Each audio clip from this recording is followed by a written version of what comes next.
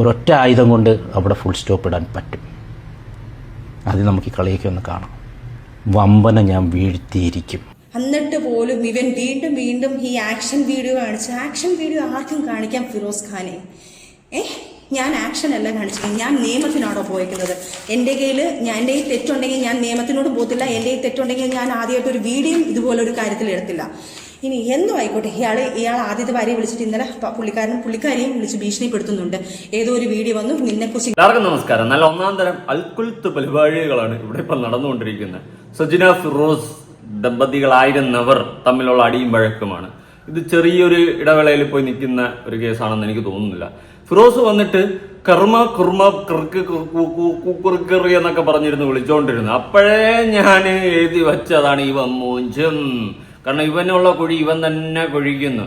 പ്രത്യേകിച്ച് ഇവന്റെ പ്രീവിയസ് ഹിസ്റ്ററിയിൽ മാത്ര സംഭവമൊന്നുമല്ല. പണ്ട് ഏതൊന്നല്ല 1ാം ക്ലാസ് A ക്ലാസ് പടത്തിലൊക്കെ അഭിനയിച്ചിട്ടുണ്ടെന്നൊക്കെ പറയുന്നേക്കാം. ഓക്കെ, അതെന്റെ പേഴ്സണൽ കാര്യം, എന്തിലാവട്ടെ. അതൊക്കെ മുക്കിച്ചിരിക്കുകയാണ്, പിന്നെ കാണാനില്ല. അങ്ങനെ അതിനൊക്കെ ശേഷം ഇവൻ പിന്നെ അവൻ അത്ര ഒരു ഇതായിട്ട് ഓക്കെ വട്ടവർ എല്ലാ മനുഷ്യന്റെ ലൈഫിലും തെറ്റുകളൊക്കെ പറ്റാറുണ്ട്. പക്ഷെ ഇത് കുറച്ച് അതിക്രമിച്ചു പോയി. എന്നാലും ഫിറോസ് വന്നിട്ട് കർമ്മയാണ്, കർമ്മ ഈസ് ട്രൂ എന്നൊക്കെ പറഞ്ഞുകൊണ്ട് കയറി നന്മ മരം കളിച്ചപ്പോഴേ ഞാൻ ആലോചിച്ചു ഇവൻ മൂഞ്ചു. കാരണം ഇവനുള്ള കുഴി ഇവൻ തന്നെ കുഴിക്കുന്നു. ഇവന്റെ ഭാഗത്ത് ഫുള്ള് ശരിയായിട്ടാണ് ഇവൻ വന്ന് കൊണയടിച്ചിരുന്നെങ്കിൽ ഓക്കെ പറയുന്നില്ല. ഓക്കെ, ഫിറോസ് നല്ല പെർഫെക്റ്റ് മനുഷ്യനായിരുന്നു, അതുകൊണ്ട് അവന്റെ ഭാഗം നമ്മൾ കേൾക്കണം, അവന്റെ കൂടെ നിൽക്കണമെന്ന് പറയാമായിരുന്നു. പക്ഷെ ഇവിടെ സജിന ആയാലും കണക്കാം, ഫിറോസ് ആയാലും കണക്കാം. പൂക്കുറ്റിയുടെ കേസ് തന്നെ പൂത്തിരിയായി മാറിയിരിക്കുന്ന അവസ്ഥയിലാണ് സജിന. ഇവൻ വന്ന് പൂക്കുറ്റിയുടെ കേസ് സജിനയ്ക്കെതിരെ അടിച്ചോണ്ടിരുന്നപ്പോ സജിന വന്നിട്ട് തിരിച്ച് ഇവന്റെ സകലമാന പെണ്ണ് കേസ് എടുത്ത് അടിക്കുന്ന പരിപാടിയിലോട്ട് തിരിഞ്ഞിരിക്കുകയാണ്. അതുകൊണ്ടാണ് ഞാൻ പറഞ്ഞ, എടാ നിന്റെ ഹിസ്റ്ററി വെടുപ്പല്ലെങ്കിൽ നീ അടുത്തവന്റെ ചരിത്രം പഠിപ്പിക്കാൻ പോയി കഴിഞ്ഞാൽ നീ തേഞ്ഞൊട്ടി മൂഞ്ചി തിരിഞ്ഞ് കമ്പിത്തിരി ആകുമെന്നുള്ളത് വാസ്തവമാണ്. അതാണ് ഇവിടെ സംഭവിച്ചത്. ലിറ്ററലി അതാണ് ഇവിടെ സംഭവിച്ചിട്ടുള്ളത്. ഫിറോസ് വന്നിട്ട് കർമ്മയാണ്, തേങ്ങയാണ്, കോപ്പാണെന്ന് പറഞ്ഞ് അങ്ങോട്ട് അടിച്ചപ്പോ അവള് സകലമാന കാര്യങ്ങൾ 17 വയസ്സായ പെൺകുട്ടിയുടെ കേസ് അടക്കം വിളിച്ചങ്ങ് പറഞ്ഞിട്ടുണ്ട്.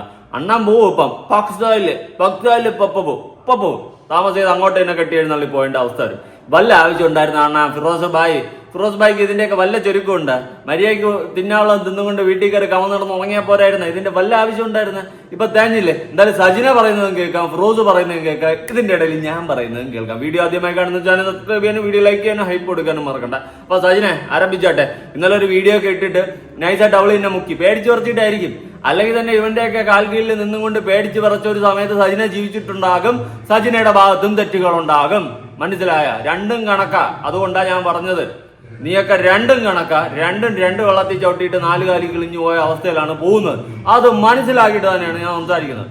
അതുകൊണ്ട് നിങ്ങൾ രണ്ടുപേരും അങ്ങോട്ടും ഇങ്ങോട്ടും തമ്മിലടിച്ച് ഓൺലൈൻ വഴി തമ്മിലടിക്കുമ്പോൾ നമ്മളെ പോലെയുള്ളവന്മാർക്ക് കണ്ടന്റ് ആവും. നിന്റെയൊക്കെ കുടുംബ ചരിത്രവും നീയൊക്കെ കാട്ടിക്കൂട്ടിയ സകലമായ കാര്യങ്ങളും നാട്ടുകാർ മൊത്തം അറിയും. അല്ലാണ്ട് നിനക്കൊക്കെ ഒരു ബെനിഫിറ്റ് ഉണ്ടോ എന്ന് ചോദിച്ചു കഴിഞ്ഞാൽ ഇല്ല എന്ന് തന്നെ പറയേണ്ടി വരും. നിങ്ങൾ തമ്മിലടിക്കും, നല്ലപോലെ തമ്മിലടിക്കും, നമുക്ക് കണ്ടിട്ടുണ്ടായി. അല്ലാണ്ട് ഇതിന്റെ അപ്പുറം ഒരു തേങ്ങയില്ല. ഇതാണ് ഞാൻ മനസ്സിലാക്കുന്നത്. എന്തായാലും നാട്ടുകാർ നീയൊക്കെ എത്രത്തോളം ചീഞ്ഞതായിരുന്നു എന്ന് അറിയാൻ തുടങ്ങിയിരിക്കുകയാണ് നിന്റെയൊക്കെ വായിന്ന് തന്നെയാണ്. ഞാൻ ഇപ്പോഴാണ് ഒരു കാര്യം മനസ്സിലാക്കിയത്. നാളെ ഞാനൊരു കല്യാണം കഴിച്ചാലും സത്യം പറഞ്ഞാൽ അവളടുത്ത് എല്ലാം തുറന്നു പറയാൻ പാടില്ല. പറഞ്ഞു കഴിഞ്ഞാൽ അവള് സകലമായ കാര്യങ്ങൾ എന്തെങ്കിലും ഞാനിവിടെ ഉടക്കുകയാണെങ്കിൽ നാട്ടുകാരെ വിളിച്ച് പറയും. എന്തിന്? അതുകൊണ്ട് അതിലും എനിക്കിപ്പോ പേടിയായി. എപ്പോഴും വിശ്വസിക്കാൻ പറ്റും നമ്മുടെ വീട്ടുകാർ തന്നെയാണ്. അവരാകുമ്പോൾ വലിയ കുഴപ്പമൊന്നും കാണത്തില്ല. അച്ഛനും അമ്മയൊക്കെ ആകുമ്പോഴേ നമ്മളെ സ്വയമേ നമ്മൾ വിശ്വസിക്കുക. അതെ ഇവിടെ പറയാനുള്ളൂ. ഇത്തരം കേസുകൾ കാണുമ്പോൾ എനിക്ക് അതാണ് ഓർമ്മ വരുന്നത്. ഇവരെ വേർപിരിഞ്ഞപ്പോഴും രണ്ടുപേരും പരസ്പരം അങ്ങോട്ടും ഇങ്ങോട്ടും ഭയങ്കര സപ്പോർട്ടിങ് ഇന്റർവ്യൂ ആണ് കൊടുത്തോണ്ടിരുന്നത്. ഇപ്പൊ അല്ലേ ഉള്ളിലിരിപ്പ് മനസ്സിലായി. ഞാൻ അന്നേ എഴുതി വെച്ചാണ്. എനിക്ക് അന്നേ കുറെ കാര്യങ്ങളൊക്കെ നേരത്തെ അറിയാം. പിന്നെ നമ്മളായിട്ട് തുറക്കുന്ന എന്തിനും വാ, അവരായിട്ട് തുറക്കട്ടെ, അപ്പൊ നമുക്ക് തുറക്കാം. എന്തായാലും സജിന പറയടി, നീയാണ് മുത്ത് മണ്ണി തങ്ക കൊട്ടോ. എന്നിട്ട് പോലും ഇവൻ വീണ്ടും വീണ്ടും ഈ ആക്ഷൻ വീഡിയോ കാണിച്ച്, ആക്ഷൻ വീഡിയോ ആർക്കും കാണിക്കാം ഫിറോസ് ഖാനെ? ഞാൻ ആക്ഷൻ അല്ല കാണിച്ചത്, ഞാൻ നിയമത്തിനാണോ പോയേക്കുന്നത്? അയ്യോ, ഇതിന് തൊട്ടു മുമ്പേ സജിന ഇട്ട വീഡിയോയില് അയ്യോ ഞങ്ങൾ രണ്ടുപേരും പരസ്പരം അങ്ങോട്ടും ഇങ്ങോട്ടും നല്ലത് മാത്രമല്ലേ പറഞ്ഞു. ഇനി പിന്നെ എന്തിനാ കുഴപ്പം നാട്ടുകാരെ? നിങ്ങൾ പറയുന്നുണ്ടെങ്കിൽ അവവാദം പറഞ്ഞുണ്ടാക്കിക്കോ. റസൂൽ പൂക്കുറ്റിയൊക്കെ വച്ചിട്ട് അവവാദം പറഞ്ഞുണ്ടാക്കിക്കോ. പക്ഷെ എന്തിനാ എന്നെ ഫിറോസ് ഭായിയെ പറ്റിയിട്ട് പറയുന്ന? ഫിറോസിക്കയും നമ്മൾ രണ്ടുപേരും സ്നേഹത്തിലായിരുന്നില്ലേ? സ്നേഹം തേനല്ല, മോഹം തേനല്ല, കണ്ണീരും കൈലേസുമല്ല എന്നൊക്കെ ആയിരുന്നല്ല ആണല്ലോ പറഞ്ഞത്. ഇപ്പൊ എന്താ ഇങ്ങനെ സജിന ഒറ്റയടിക്ക് തകിടാൻ പറഞ്ഞ? നമുക്കറിയാം. എന്റെ തെറ്റുണ്ടെങ്കിൽ ഞാൻ നിയമത്തിനോട് പോകത്തില്ല. എന്റെ തെറ്റുണ്ടെങ്കിൽ ഞാൻ ആദ്യമായിട്ട് ഒരു വീഡിയോ ഇതുപോലെ ഒരു കാര്യത്തിൽ എടുത്തില്ല. ഇനി എന്തോ ആയിക്കോട്ടെ, ഇയാൾ ആദ്യത്തെ ഭാര്യയെ വിളിച്ചിട്ട് ഇന്നലെ പുള്ളിക്കാരിയെയും വിളിച്ച് ഭീഷണിപ്പെടുത്തുന്നുണ്ട്. ഏതോ ഒരു വീഡിയോ വന്നു, നിന്നെ കുറിച്ച് ഇങ്ങനെ പറയൂടി, ഞാൻ അങ്ങനെ പറയൂടി, നീ അങ്ങനെ ചെയ്തെന്ന് പറയൂടി, നീ ഏതവനോടെ പോയി എന്ന് പറയൂടി. ഇതേ ആദ്യത്തെ ഭാര്യയെ വിളിച്ചും ഭീഷണിപ്പെടുത്തുന്നുണ്ട്. നല്ലതാ അതും നോം അറിയുന്നുണ്ട്. എന്റെ പൊന്നെ വിറർത്ത് ഭായി, ആദ്യത്തെ ഭാര്യ നിങ്ങളുടെ ഒരു ഭാര്യയെ മറിഞ്ഞിട്ടല്ല ഞാൻ വീഡിയോ ചെയ്യുന്നത് കേട്ടോ. അതാദ്യം മനസ്സിലാക്കുക. എനിക്കുള്ള താങ്ങാണെന്ന് എനിക്ക് മനസ്സിലായി. അതുകൊണ്ട് നിങ്ങൾ ആരും പറഞ്ഞിട്ടില്ല ഞാൻ ആരും വീഡിയോ ചെയ്യുന്നത്. എനിക്ക് ശരിയെന്ന് തോന്നുന്നതും ഞാൻ അറിഞ്ഞ കാര്യങ്ങളൊക്കെ വെച്ചിട്ടാണ് ഞാൻ വീഡിയോ ചെയ്യുന്നത്. മനസ്സിലായ? അല്ലാണ്ട് ഫിറോസ് ഭായ് നിങ്ങൾ പറയുന്ന പോലെ നിങ്ങളുടെ ആദ്യത്തെ ഭാര്യ വന്നിട്ട് എന്നെ കൺവിൻസ് ചെയ്ത് എന്നെ കൊണ്ട് വീഡിയോ പ്രഷറൈസ് ചെയ്യിപ്പിച്ചൊന്നും അല്ല. അതാദ്യം മനസ്സിലാക്കുക. പണ്ടങ്ങാണ്ട് കേട്ട കഥകളെല്ലാം വെച്ചിട്ട് നിങ്ങളുടെ കാര്യങ്ങൾ അറിഞ്ഞ ഭാഗത്ത് നിന്ന് വെച്ചിട്ട് എനിക്കറിയാമെന്നുള്ളത് ഞാൻ അങ്ങ് പറഞ്ഞു, അത്രേ ഉള്ളൂ. അണ്ണം കിടന്ന് വിരളുന്ന എന്തിനാ, പേടിക്കുന്ന എന്തിനാ? നിങ്ങൾ മാത്രം കർമാപിച്ച് നല്ലവനാണ് നന്മമാരാണെന്ന് പറഞ്ഞുകൊണ്ടെങ്കിൽ ഇരുന്നാൽ പോരല്ലോ. ഇതിന്റെ 2 സൈഡും 4 സൈഡും ഒക്കെ കേൾക്കണമല്ലോ. അല്ലെങ്കിൽ നിങ്ങൾ നന്മപരമായി വാഴ്ത്തപ്പെട്ടു പോകും. അതുകൊണ്ട് ഇനി വല്ല രൂപക്കൂട്ടിലും പിടിച്ച് ഇരുത്തിയാലോ അതുകൊണ്ടാണ് വേണ്ടെന്ന് വെച്ചത്. ഈ സംഭാഷണം തന്നെയാണ് ഞങ്ങൾ എല്ലാവരും ഇയാൾ ഒരുമാതിരി വൃത്തികെട്ട രീതി. അവർക്ക് പേടിയാണ്. കാരണം മീഡിയയിൽ വന്ന് ഇയാൾ പറയുമ്പോൾ ആൾക്കാർ അതേ വിശ്വസിക്കത്തുള്ളൂ. അവർക്ക് മീഡിയയിൽ വന്ന് മീഡിയ പേഴ്സൺ ആയിട്ട് വന്ന് സംസാരിക്കാൻ അവരുടെ ഫാമിലി അങ്ങനെയാണ്. അവർ അത്രയും റിപ്പോർട്ടർ ഫാമിലി ആയതുകൊണ്ട് അവർക്ക് അത് പറയാൻ പറ്റുന്നില്ല. അവർക്ക് 200 150 പവൻ അവർക്ക് മിസ്സായിട്ടും അവര് സഹിയായിട്ട് നിൽക്കുക. കുഞ്ഞിനെ പോലും ഒരു ചെലവിന് കൊടുക്കുന്നില്ല. ഇത്രയും ചെയ്തിട്ട് പോലും ഞങ്ങൾ അല്ല, ഈ ഫിറോസ് ഭായ് കുഞ്ഞിന് ചെലവ് കൊടുക്കേണ്ട കാര്യമൊന്നും അവർക്കില്ല. അവരത് ആഗ്രഹിക്കുന്നുമില്ല. പിന്നെ ചെയ്തു കൂട്ടിയ മാത്രം അവർ മറന്നിട്ടില്ല, അവർ മറക്കത്തുമില്ല. പിന്നെ അവരെ ഞാൻ ഇതിൻ്റെ അകത്ത് പിടിച്ച് വലിച്ചിടുന്നില്ല. അവർ ജീവിക്കട്ടെ, അവർക്ക് ലൈഫുണ്ട്, ഫാമിലി ഉണ്ട്, അവരെ ഹാപ്പി ആയിട്ട് അടിപൊളിയായിട്ട് ജീവിക്കുന്നു. പിന്നെ ഫിറോസ് ഭായ് നന്മമരം ആണ് ഞാനെന്ന് സ്വയമേ വാഴ്ത്തപ്പെട്ടുകൊണ്ടിരുന്നാൽ മാത്രം എനിക്കത് പിടിക്കത്തില്ല. പെണ്ണുങ്ങൾ ഇതിനകത്ത് കടന്ന് പീഡനപ്പെട്ടുകൊണ്ടിരിക്കുക. ഇയാളുടെ കണ്ണിൽ ഞങ്ങൾ വെറും വേഷികളാണ്, ഞങ്ങൾ വെറും പന്നലുകളാണ്, ഞങ്ങൾ വെറും തെണ്ടികളാണ്. പക്ഷെ ഈ തെണ്ടികളാണല്ലോ 2 കുഞ്ഞുങ്ങളെ ഞങ്ങൾ നോക്കുന്നത്. ഞങ്ങൾ കഷ്ടപ്പെട്ടാണ് വളർത്തുന്നത്, ഞങ്ങൾ അധ്വാനിച്ചാണ് നോക്കുന്നത്. ഈ ഞങ്ങളെ കിടന്ന് എന്തിനാണ് ഈ തെണ്ടി ഇങ്ങനെ കിടന്ന് പറഞ്ഞുകൊണ്ടിരിക്കുന്നത്? പക്ഷെ അതൊരു മൈനർ കേസാണ്. ഒരു 17 വയസ്സ് സ്വന്തം മകളുടെ പ്രായമുള്ള ഒരു കുഞ്ഞിനെ ഒരു ഹോട്ടലിൽ കൊണ്ട് ഇവൻ കൊണ്ട് ഉപയോഗിച്ചിട്ടുണ്ട്. ആ കുഞ്ഞിനെ എന്റെ പന്ന ഫിറാഷ് ഭായ് മൂഞ്ചിയിലെ ഇത് കേസ് എടുക്കേണ്ട വകുപ്പാ. മൈനറായിട്ടുള്ള ഒരു പെൺകുട്ടിയെ കൊണ്ടുപോയിട്ടുണ്ട്. തെളിവ് സഹിതം പൊക്കി പോലീസ് കേസെടുത്ത് അകത്തിടുക അവനെ. ഇപ്പോഴായാലും ആ കേസ് പുറത്തു വന്നല്ലോ. സജിനയുടെ വാകൊണ്ട് തന്നെയാണ്. ഇതെന്തായാലും എത്തേണ്ട അധികാരികളിലേക്ക് ഈ ഒരു സംഭവം എത്തണം. എന്നിട്ട് ഇതിനെ തുടർന്ന് അന്വേഷണം ഉണ്ടാവണം. അതിനുശേഷം ഇവനെ പിടിച്ച് പാസ്കയിൽ എടുത്ത് അകത്തിടണം. അതാണ് എനിക്ക് പറയാനുള്ളത്. കാരണം മൈനർ പെൺകുട്ടിയൊക്കെ കൊണ്ടുപോയി എന്ന് പറയുമ്പോൾ ചെറിയൊരു ആരോപണമല്ല. ഇതിന്റെ സത്യാവസ്ഥ അന്വേഷിക്കണം. ഫിറോസ് ഭായ് അങ്ങനെ ചെയ്തിട്ടുണ്ടോ ഇല്ലയോ എന്നൊക്കെ ഉള്ള കാര്യങ്ങൾ അന്വേഷിച്ച് കണ്ടെത്തി ഇതിനൊരു നടപടി ഉണ്ടാകണം. പ്രേമമെന്ന് പറഞ്ഞ് നടിച്ചിട്ട് ആ കുഞ്ഞിനെ ഭയങ്കരമായിട്ട് ആ കൊച്ചു കുറെ ഗിഫ്റ്റുകൾ കൊടുത്തിട്ടുണ്ട്. അതിന്റെ പേരോ ഡീറ്റെയിലോ ഒന്നും ഞാൻ ഇവിടെ പറയുന്നില്ല. അതൊരു മൈനറാണ്. അത് എൻ്റെ അടുത്ത് റിക്വസ്റ്റ് ചെയ്യാണ്. എന്റെ പേരിൽ ഒരിക്കലും എന്റെ പേര് ഇതിനകത്ത് എടുത്തിടല്ലേ. എന്റെ പേര് ഇതിനകത്ത് എനിക്ക് കല്യാണം കഴിക്കാനുള്ളതായി എനിക്ക് തെറ്റുപറ്റി പോയതാ. ഒരിക്കലും ഞാൻ ആ കുഞ്ഞിനെ ഓക്കെ മൈനർ കേസാണ്. കുട്ടിയെ തെറ്റു പറയാൻ പറ്റത്തില്ല. കുട്ടിയെ നല്ലതും ചീത്തയും പറഞ്ഞ് വഴിയിലേക്ക് നല്ല നേർവഴിയിലേക്ക് കൊണ്ടുവരേണ്ടവന്മാരെ ഇമാതിരി ബേക്കൂത്തുകൾ ചെയ്തെന്ന് പറഞ്ഞു കഴിഞ്ഞാൽ എൻ്റെ പൊന്നു മോനെ നീ അഴിക്കുള്ളിൽ കിടന്ന് എണ്ണി ഒരു പരുവാകും. വല്ലാത്ത അവസ്ഥ. ഇതൊക്കെയായിരുന്നല്ലോ. ഇതെന്തായാലും സ്വയമേ കേസെടുക്കാനുള്ള വകുപ്പായിട്ടാ. ഇതിനിപ്പോൾ സജിനെ എവിടെയായിട്ട് പിടിച്ചാലും ഒരു കാര്യമില്ല, വീഡിയോ മുക്കിയിട്ടും കാര്യമില്ല. സ്വയമേ കേസെടുക്കാനുള്ള വകുപ്പായിട്ടുണ്ട്. ഇങ്ങനെ ഒരു ആരോപണം ഒരാൾക്ക് എതിരെ വന്ന് പറഞ്ഞു കഴിഞ്ഞാൽ അതിനെതിരെ പോലീസ് സ്വയമേ അന്വേഷിച്ച് കണ്ടെത്തി കേസെടുത്ത് അകത്തിടാനുള്ള എല്ലാ ഇതും ചെയ്തു വച്ചിട്ടുണ്ട്. Okay, super. നീ സൂപ്പർ റെഡി. എന്തായാലും സ്വന്തം പല്ലിന്റെ ഇട കുത്തി ചീഞ്ഞളക്കി നാറ്റിക്കുന്ന പരിപാടിയാണ് ഇപ്പൊ ടീമുകളെല്ലാം കൂടി ഒരുമിച്ചിരുന്ന് കാണിക്കുന്നത്. അന്തസ്. എന്റെ മകളെ പോലെ അല്ലെങ്കിൽ ഫിറോസിന്റെ മകളെ ഞാൻ ഒരു മകളെ പോലെ എന്റെ മകളെ പോലെ ഞാൻ കാണുവാണ്. ആ കുഞ്ഞിന്റെ പ്രായമുള്ള ഒരു കുഞ്ഞ് എന്റെ അടുത്ത് റിക്വസ്റ്റ് ചെയ്യണം. അതുകൊണ്ട് ഞാൻ അത് എടുത്തില്ല. പക്ഷെ അതുപോലെ തന്നെ ഒരു ബിഗ് ബോസ് കണ്ടസ്റ്റന്റ് ഇവന്റെ കൂടെ ബാംഗ്ലൂര് ഇവൻ കഞ്ചാവ് അടിച്ച് നടന്ന ആ പെൺകുട്ടിയും കൂടെ കഞ്ചാവ് അടിച്ച് ഇവൻ ഭയങ്കര ആർമാദിച്ച് അങ്ങനെ ഭയങ്കര രീതിയിൽ ഒരു ഹോട്ടൽ റൂം എടുത്ത് ഇവന് അവള് യൂസ് ചെയ്തൊരു കാര്യമുണ്ട്. ഞാൻ ആ പുള്ളിക്കാരിക്ക് മെസ്സേജ് അയച്ചിട്ടുണ്ട്.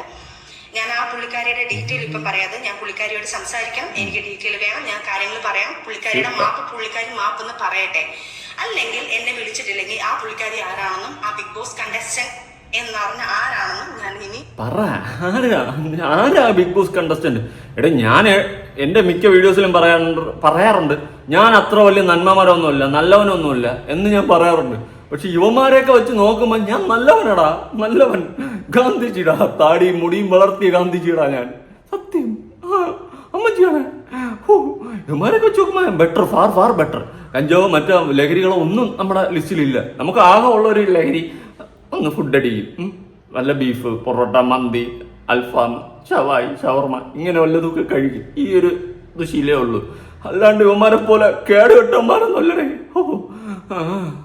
Ganja meditation ganja my heart. Wow പറയും അത് ആ പുള്ളിക്കാരിയും കൂടെ ഞാൻ വെളിയിലെടുത്തിട്ടുണ്ട് വരും. അതേപോലെ തന്നെ ഒരു ഡോക്ടർ ഒരു ആയുർവേദ ഡോക്ടറുകാരിയെ വിളിച്ചിട്ട് നീ ആരടാ? ഡോക്ടർ, പ്ലംബർ, ഇലക്ട്രീഷ്യൻ തുടങ്ങി ജോണിയാ? ഇതേപോലെ മാരേജ് എന്നൊക്കെ പറഞ്ഞുകൊണ്ടാണ് ഇയാൾ ഇത് ചെയ്യുന്നത്. മാരേജ് ചെയ്യാം എന്നൊക്കെ പറഞ്ഞ് ഫിസിക്കൽ യൂസ് ചെയ്തതിനു ശേഷം അയാൾ തലയിലായെന്ന് അറിയുമ്പം ഇയാൾ നൈസിന് അവരെയും തേച്ചു. അവരും മാനസികമായിട്ട് ഇപ്പം ദുബായിലെന്നാണ്ട. അത് കഴിഞ്ഞ് വേറൊരു പുള്ളിക്കാരി, അങ്ങനെ കുറെ. അതേപോലെ തന്നെ നിങ്ങൾക്ക് അറിയാവുന്ന ഷിയാസിന്റെ ഒരു കേസിലൊരു സംഭവം. ഷിയാസിന്റെ കേസ് അവിടെ കിട്ടെ. പിന്നെ ഞാനൊരു കേസ് പറയാം. ഇവൻ അങ്ങോട്ട് മാരേജ് ചെയ്യാമെന്ന് പറഞ്ഞുകൊണ്ട് ഓരോ പെണ്ണുങ്ങളടുത്ത് പോകുമ്പം യൂസ് ചെയ്തെന്ന് പറയുന്നുണ്ടല്ലോ. ഞാൻ സീരിയസ്ലി സജന പറയാം, വേറെ ഒന്നുമില്ല. യൂസ് ചെയ്തെന്ന് പറയുമ്പോൾ ഏതർത്ഥത്തിലാണ്? പരസ്പരം ഇഷ്ടത്തോടെ തന്നെയാണല്ലോ. പിന്നെ ഇവൻ യൂസ് ചെയ്തെന്ന് പറയുന്നു. വിവാഹ വാഗ്ദാനം നൽകിയെന്ന് പറഞ്ഞിട്ട് അല്ലെങ്കിൽ കല്യാണം കഴിക്കാൻ ഒരു പെണ്ണിന് വാഗ്ദാനം കൊടുത്തു കഴിഞ്ഞാൽ കല്യാണം കഴിച്ചിട്ട് അത്ര അങ്ങോട്ട് യൂസിങ് ആണെന്ന് തോന്നുന്നവളുമാര് കല്യാണം കഴിച്ചിട്ട് പരിപാടി ചെയ്യാൻ നിൽക്കണം. അല്ലാണ്ട് നേരത്തെ പരിപാടി ചെയ്തിട്ട് പിന്നെ പറയും അയ്യോ അവൻ എന്നെ യൂസ് ചെയ്ത. യോജിപ്പില്ല ഉള്ള കാര്യമാണ് കേട്ടാ. അതുകൊണ്ട് കല്യാണം കഴിക്കാമെന്ന് ഒരുത്തം വാക്ക് കൊടുത്തെന്ന് വെച്ച് കഴിഞ്ഞാൽ വാക്കാണ്, വെറും വാക്കാണ്. എപ്പോൾ വേണം മാറ്റാൻ പറ്റുന്ന സാധനമാണ്. ഈ വാക്ക് കൊടുത്തെന്ന് വെച്ച് നേരെ പോയിട്ട് പരിപാടി ചെയ്യാനല്ലേ നിന്ന് കൊടുക്കേണ്ടത്. അങ്ങനെ അത്രയ്ക്ക് പതിവൃത ആരാണെങ്കിൽ കല്യാണം കഴിയുന്നതുവരെ വെയിറ്റ് ചെയ്യണം. ഇത് സ്വന്തം കടികളും ഇങ്ങോട്ട് തീർക്കും.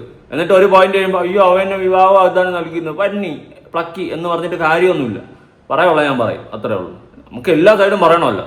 അല്ലാണ്ട് പൂർണ്ണമായിട്ട് പെണ്ണ് കേസിൽ എടുത്തിട്ട് അടിക്കുമ്പം നമുക്ക് ശരിയല്ല, അത് ശരിയായിട്ടുള്ള കേസല്ല. പിന്നെ 17 വയസ്സിന്റെ കേസ്, അത് പോക്കറ്റനാണ് പുന്നാര മോനെ. അത് ചെയ്തിട്ടുണ്ടെങ്കിൽ കേട്ടാ, അത് നീ വെള്ളം കുടിക്കും. ഒരു സംഭവം നടക്കണ്ടായിരുന്നല്ലോ ഒരു പുള്ളിക്കാരിയുടെ. ആ പുള്ളിക്കാരിയായിട്ട് ഇയാളും ഭയങ്കര അഫെയർ ആയിരുന്നു. അതും ഞാൻ കണ്ടുപിടിച്ചിട്ടുള്ളതാണ്, ആ കഥയിലുള്ളതാണ് തന്നെയാണ്. ആ പുള്ളിക്കാരി ഇതുപോലെ തന്നെയാണ് ഈ കാര്യങ്ങളൊക്കെ വന്നിട്ടുണ്ട്. അങ്ങനെ ഒരു കിൻഡൽ പെണ്ണുങ്ങളുമായിട്ട് ഇയാള് ഫിസിക്കൽ റിലേഷൻഷിപ്പിലായി. അയാള് ചതിച്ചു പോയ ആഫ്റ്റർ ഞങ്ങള് മാറി നിന്നതിന് ശേഷം കാരണം ഇയാളെ എനിക്ക് ഡിവോഴ്സ് തരുന്നതുമില്ല. ഇപ്പൊ ഡിവോഴ്സ് തരുന്നതുമില്ല. എന്റെ പൊന്നു ഫിറോസ് ഭായ്, കൊടുക്കാനുള്ളതൊക്കെ കൊടുത്തു വിട്. ചുമ്മാ വള്ളികളെടുത്ത് എന്തിനാ തലയിൽ വെക്കുന്നത്? ഇതിപ്പം നിങ്ങൾ സ്വന്തം പല്ലിൻ്റെ ഇടയിൽ കുത്തി നാട്ടിച്ച പരിപാടിയാണ് കാണിച്ചത്. കാരണം പൂക്കുറ്റി എക്സ്പോസ് ചെയ്യാൻ പോയിട്ട് ഇപ്പൊ സ്വന്തമായിട്ടിരുന്ന് എക്സ്പോസ് ആയിക്കൊണ്ടിരിക്കുന്നു. പല ആവശ്യമുണ്ട്, കോമഡി അല്ലാണ്ട് എന്ത് പറയാ. എന്തായാലും സജിന നീ പറ, നീ വലിയ നന്മവരൊന്നും കളിക്കണ്ട കേട്ടോ. നിന്റെ സൈഡ് കേട്ടു, അങ്ങേരെ കുറിച്ചുള്ള കാര്യങ്ങൾ കേട്ടു. പക്ഷെ എന്ന് വെച്ചിട്ട് നീയും കുറെ പോക്കർത്തനങ്ങൾ ചെയ്തു വെച്ചിട്ടുണ്ട്. അതും സ്വയമേ ഒന്ന് ആലോചിക്കും. മോളിനെ കാണിട്ടോ. കുഞ്ഞിനിപ്പം 17 വയസ്സായി. ആ കുഞ്ഞിനെ പോലും ഒരു തരി സ്വർണം, ഏതോ വീഡിയോയിൽ ഇട്ടെന്നുള്ളത് അറിയാം, ഏതോ ഒരു വീഡിയോയിൽ വന്നിട്ടുണ്ട്, ഒരു തരി സ്വർണം പോട്ടെ, ഒരു തരി മുട്ടായി മേടിച്ചു കൊടുക്കട്ടെ, ഒരു ചെലവിന് പോലും കൊടുത്തിട്ടില്ല.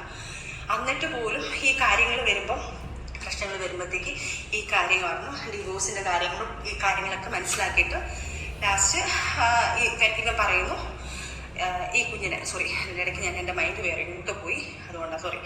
അപ്പം ഈ ലാസ്റ്റ് ഈ പെയിൻ ഇവരും പറയുന്നത് ഡിവോഴ്സ് ചെയ്തിട്ടില്ല. അപ്പം എൻ്റെ മാരേജ് ഇല്ലീഗൽ ആണെന്നരം ഇവൻ ചെയ്തു വെച്ചേക്കുന്നത് ഇല്ലീഗൽ, എന്നെ കഴിച്ചേക്കുന്ന ഇല്ലീഗൽ മാരേജാണ്. അപ്പൊ ഇവൻ ഇത്രയും ദ്രോഹം ചെയ്ത പോലെ. പിന്നെ ഈ പ്രശ്നങ്ങൾ തുടങ്ങാൻ കാരണം ഒരു 5 സെന്റ് സ്ഥലം വീടും എനിക്കുണ്ട്.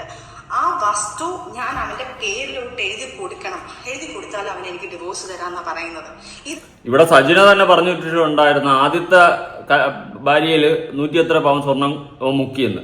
അടുത്ത് ഇപ്പൊ പറയുന്ന ഇവരുടെ വസ്തു അവൻ എഴുതി കൊടുക്കണമെന്ന്. നീ ഇതെല്ലാം കൂടി എവിടെ കൂട്ടിയിട്ട് കത്തിക്കാൻ പോണേ? ഇവിടെ ഒരു മനുഷ്യന് ജീവിക്കാൻ ഒരു ശരാശരി സാധനം വേണമെങ്കിൽ ഒരു 2 കോടി ബാങ്ക് ബാലൻസ് ആയിക്കോട്ടെ, അതിന്റെ പലിശ എടുത്ത് എനിക്ക് ലാവിഷായിട്ട് ജീവിക്കാം. ഇതെന്തുവാ ഇതെല്ലാം കൂടി എവിടെ കൊണ്ട് വയ്ക്കാൻ പോണ്? ഈ പല പാർട്ടിക്കാരന്മാരും മുക്കും, ഏത് പൊളിറ്റീഷ്യൻസ് മുക്കാറുണ്ട്, വെട്ടിപ്പം തട്ടിപ്പം നടത്തി കോടികൾ സമ്പാദിക്കാറുണ്ട്. ഞാൻ അപ്പോഴും ആലോചിക്കുന്ന പോട്ട് ഇവന്മാർ ഒരു 5 കോടിയോ 10 കോടിയോ വെട്ടിപ്പം തട്ടിപ്പം നടത്തിയവന്മാരുണ്ടാക്കട്ടെ. പോട്ട് 5 കോടി 10 കോടി ഇവന്മാരുണ്ടാക്കിയിട്ട് അതിന്റെ ഇൻട്രസ്റ്റ് എടുത്തിട്ട് ലാവിഷായിട്ട് ഇവന്മാർ ജീവിച്ചോട്ടെ. പക്ഷെ ഇവന്മാർ ചെയ്യുന്നത് എന്താ? ഒരു സാമ്രാജ്യം ഉണ്ടാക്കും, അങ്ങ് വലിയൊരു ബിൽഡിങ്ങുകൾ അതും ഇതും വെട്ടിപ്പും തട്ടിപ്പും നടത്തി പാവങ്ങളെ കഞ്ഞിയിൽ പാറ്റയിട്ട് ഇവന്മാർ അങ്ങ് ഉണ്ടാക്കാനാണ് 10-50 തലമുറയ്ക്ക്. യുവമാരുടെ തലമുറകളെല്ലാം രക്ഷപ്പെടും. പക്ഷെ ഞാൻ എപ്പോഴും പറയുന്നതെന്ന് വെച്ച് കഴിഞ്ഞാൽ യുവമാർ അത്രയ്ക്ക് അങ്ങ് വെട്ടിപ്പടത്തുകയാണെങ്കിൽ 10 കോടി അവന്മാരെ വെട്ടിച്ച് നടത്തിയിട്ട് അവന്മാരെ ജീവിതം സെറ്റിലാക്കിക്കോട്ടെ.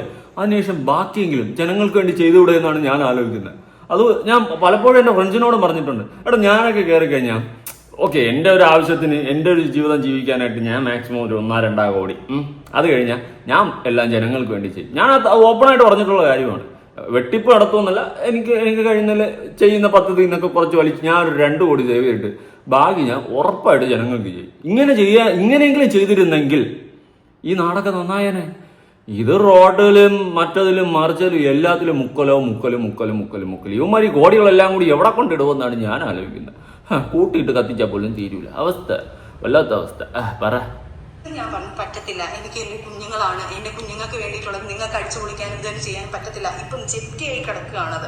എൻ്റെ പേരിലാണ് ലോൺ എടുക്കുന്നത്, എൻ്റെ പേരിലേക്ക് ആ വീടിന് 15 ലക്ഷം രൂപയ്ക്ക് ഒരു ലോൺ എടുത്തിട്ടുണ്ട്. അത് ലാപ്സായി കിടന്നത് എൻ്റെ ലാസ്റ്റ്, അതും ജപ്തിയുടെ ഘട്ടത്തിൽ. എനിക്കൊരു ക്രെഡിറ്റ് കാർഡ് അതിൻ്റെ തലയിലാക്കി. ഇവനൊരു ബുള്ളറ്റ്, ഞാൻ ഒരു ഗിഫ്റ്റായിട്ട് കൊടുത്തൊരു ബുള്ളറ്റ് ഉണ്ട്, അതിനും മാസം അടയ്ക്കാമെന്ന് പറഞ്ഞിട്ടാണ് ഞാൻ ആദ്യത്തെ എമൗണ്ട് വെച്ചിട്ട് അവന് ഗിഫ്റ്റ് കൊടുക്കുന്നത്. മനസ്സിലായില്ല? നീ ഒരു ഗിഫ്റ്റ് കൊടുത്ത് അതിന് മാസം അവൻ അടയ്ക്കണം. അതെന്താ സംഭവം? പിന്നെ അതെന്താ ഗിഫ്റ്റ്? എന്നടാ ഇത്? നീ ഗിഫ്റ്റ് കൊടുത്ത്, ഇപ്പം ഞാൻ ഒരാൾക്ക് ഗിഫ്റ്റ് കൊടുക്കുകയാണ്. ഞാൻ എൻ്റെ സുഹൃത്തിന് ഒരു ബുള്ളറ്റ് വാങ്ങിച്ചു കൊടുത്ത്, എന്നിട്ട് ഗിഫ്റ്റ് കൊടുത്താണ്, എന്നിട്ട് മാസം നീ അടച്ചോണം കേട്ടോടെ. പിന്നെ അതെന്ത് ഗിഫ്റ്റടാ? എന്നടാ പണി വെച്ചെടുക്ക്. അതും എന്റെ തലയിലായി സിവിൽ സ്കോർ വെച്ചിട്ട് എന്റെ മൊത്തം എനിക്ക് ഇപ്പൊ ഒരു ലോൺ പോലും, എനിക്കൊരു പേഴ്സണൽ ലോൺ പോലും എടുക്കാൻ പറ്റാത്ത രീതിയിൽ എന്നെ കുരുക്കിയിട്ടേക്കവൻ. ഇതെല്ലാം ചെയ്ത് ഞാൻ അങ്ങേയറ്റം ഞാൻ നിൽക്കാം. ഇനി എനിക്ക് പറ്റില്ല. എന്നെ ഇത്രയും ഞാൻ സഹിച്ച് ഇവിടം വരെ ഞാൻ എത്തിയിട്ടുണ്ട്. ഇനി എനിക്ക് സഹിക്കാൻ വയ്യ.